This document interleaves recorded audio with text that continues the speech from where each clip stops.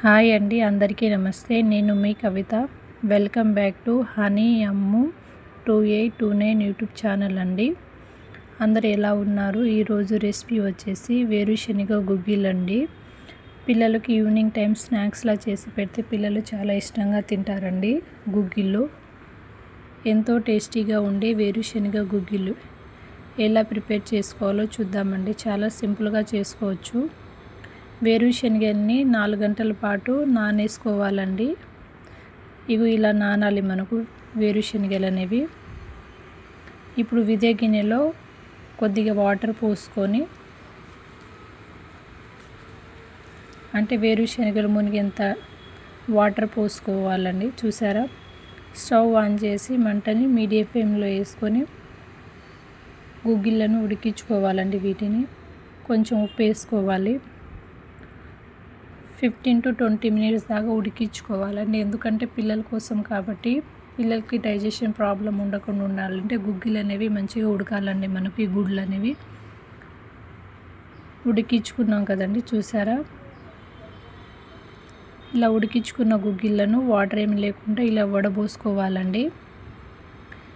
చూసారా గుగ్గిళ్ళు ఎంత పర్ఫెక్ట్గా ఉడికినాయో మనకు.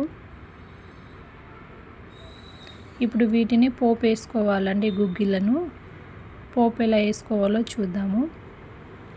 స్టవ్ ఆన్ చేసి స్టవ్ మీద గిన్నె పెట్టాలండి. గిన్నెలోకి 2 ఎండుమిరపకాయలు వేసుకోవాలి. అలాగే 1 టేబుల్ స్పూన్ ఆయిల్ వేసుకోవాలి. కొంచెం ఆయిల్ అనేవి చిటపటమన్నారండి మనకు.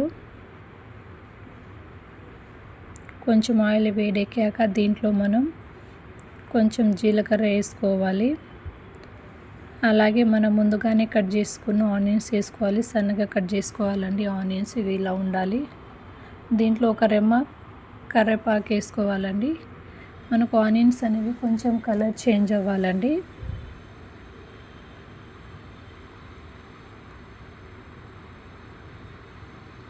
ఇప్పుడు మనం ఉడకబెట్టుకున్న గుగ్గిలను వీటిలో వేసుకోవాలండి.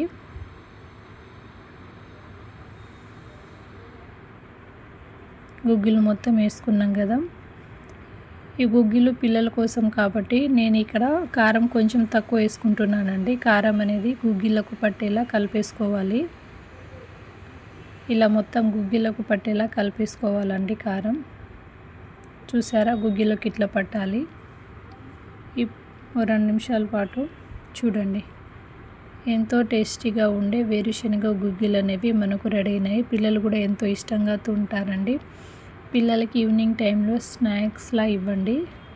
స్కూల్ నుంచి రాగానే చేసి పెట్టండి. సూపర్గా ఉందండి టేస్ట్ మాత్రం. కారం ఎక్కువ వేయలేదు కాబట్టి పిల్లలు కూడా చాలా ఇష్టంగా తిన్నారండి. ఎంతో టేస్టీగా ఉండే వేరుశనగ గుగ్గిళ్ళు మనకు రెడీ అయినాయి. చాలా సింపుల్గా చేసుకోవచ్చండి. చూసారా? చాలా సింపుల్ ప్రాసెస్. మీరు కూడా ఇలా ట్రై చేయండి, పిల్లలకి పెట్టండి. ఎంతో టేస్టీగా ఉండే వేరుశనగ గుగ్గిళ్ళు రెడీ అయినాయి.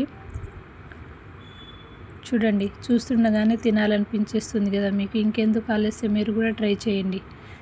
ఇలా గుగ్గిళ్ళు ఒక బౌల్లో వేసుకొని దాని మీద సన్నగా తరుక్కున్న ఆనియన్స్, అలాగే లెమన్ పిండేసి పిల్లలకి ఇవన్నీ చాలా ఇష్టంగా తింటారు.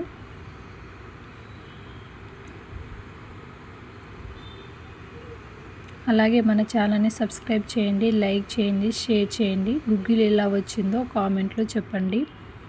ఎంతో టేస్టీగా ఉండే వేరుశనగ గుగ్గిళ్ళు సూపర్ ఉందండి. గుగ్గిళ్ళు మాత్రం మీరు కూడా ట్రై చేయండి.